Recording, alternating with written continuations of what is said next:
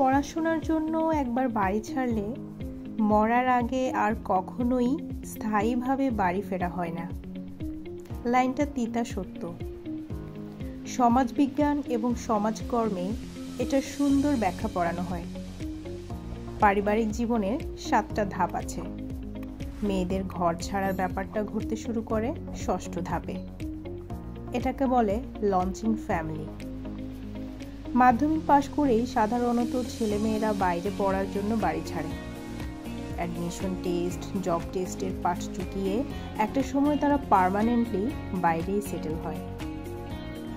পরিণত বয়সে পরিবার ছেড়ে চলে যাবার ব্যাপারটা ঘটে 7ম স্টেজে, যেটাকে বলে এম্পটি নেস্ট ফ্যামিলি।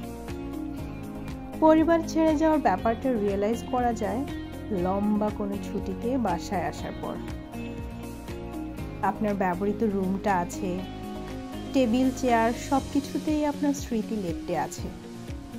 ডাইনিং টেবিলে আপনার চেয়ারটা বারবার মনে করিয়ে দেয় আপনি এই পরিবারের স্থায়ী কেউ, অথচ আপনি ফিল করেন আপনি এখন অতিথি। 2 দিনের বৈরাগী ছাড়া আর কিছুই না।